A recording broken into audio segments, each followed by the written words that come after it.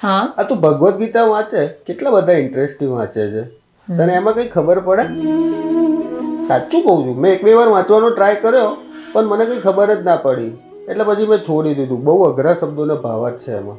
આ એકચ્યુઅલી તમારો નહીં, ઘણા બધા લોકોનો ઇશ્યુ છે. ચલો હું તમને એક મસ્ત વાત કહું, એનાથી તમને તમારો જવાબ પણ મળી જશે.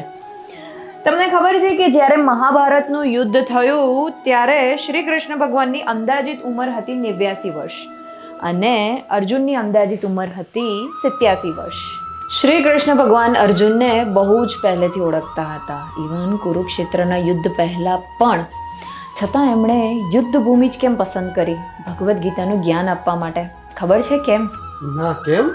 યુદ્ધ ભૂમિ એક એવી જગ્યા હતી કે જ્યાં અર્જુન મનથી સંપૂર્ણપણે હારી ગયો હતો. પોતાનાને જ પોતાની સામે જોઈને એકદમ તૂટી ગયો હતો અને ખબર જ નથી કે હવે ક્યાં જવું, શું કરવું.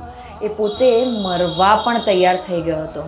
ત્યારે જઈને ભગવાને આપ્યું શ્રીમદ ભગવદ્ ગીતાનું જ્ઞાન.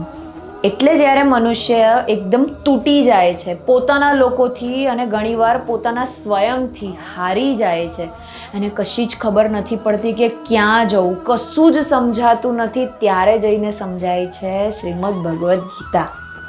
એમાં લખેલા શબ્દો પણ સમજાય છે અને પોતાનું જીવન પણ સમજાય છે. શ્રીમદ ભગવદ્ ગીતા એકમાત્ર એવો ગ્રંથ છે કે જે સ્વયં પ્રભુએ કહેલો છે, એટલે એમ જ થોડી સમજાશે. સાચી વાત ને? બોલો જય શ્રી કૃષ્ણ. જય શ્રી કૃષ્ણ.